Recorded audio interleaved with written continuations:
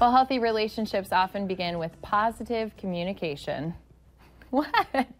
Because of the example you just gave that you experienced, was that a positive My experience mom for was you? very positive that she was going to get through to me. I feel bad for her. Joining us today, Crystal Henderson, to talk about how responding to children respectfully builds mutual respect, trust, and connection. I don't mean to laugh, it's just that Christy built this great visual in her head just a moment ago, and anyways, well, we just shared it. So. You know, there was this concern that I was so young and I wanted to smoke that she took me aside and said, promise me, you know, you won't do this. And I think that was what it was, you know, is that open conversation. She finally was like, okay, here's the line. Yeah, she Don't put up cross a it. boundary. Yeah, and then told you accountable by, that just also shows how much respect you had for her because you followed through with that promise. So that says right there that you two definitely had a positive, respectful communication. So with how each do you other. build that then with your kids? Well, as parents, we're always the first role models. So how we communicate is often how our children are learning to communicate. And sometimes, you know, in the heat of moments, our emotions go strong too, and that's just human nature. You know, and one of the first steps is to be an active listener.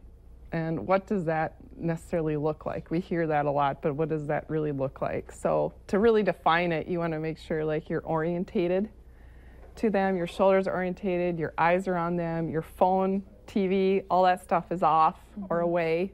You're at their eye level. If you're sitting with them. If they're toddlers, you're down on one knee with them, and then affirming that you're listening to them. So every now and then saying, yep.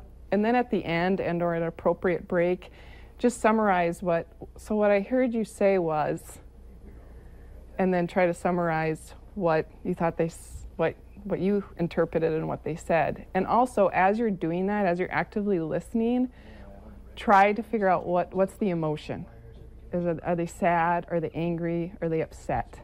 And sometimes as parents, you know, because remember when we were teenagers, you know, how when we look back, how our stuff was like, wow, really? I had a big, huge fit about that? You know, how silly. But always remembering that our kids are growing and learning that these are new experiences for them, so never be whittling like, oh, it's not that bad, or, oh, it'll be okay. Instead, just don't say those things at all if you feel a sense to, because even as adults, we find those things not really reassuring.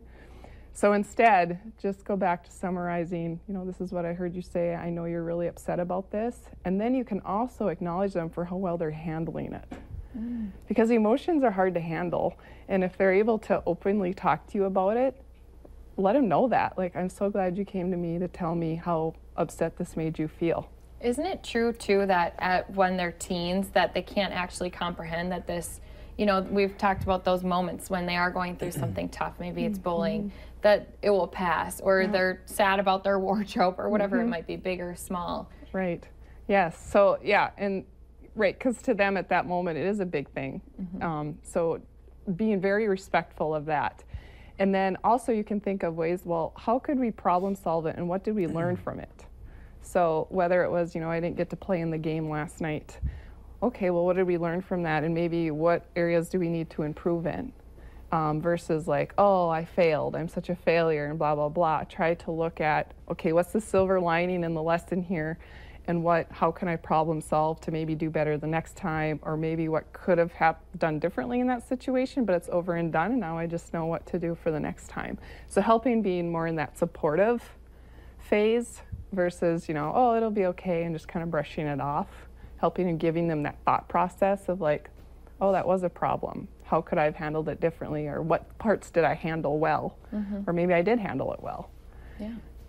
Good stuff. When we come back, more on great communication right after this.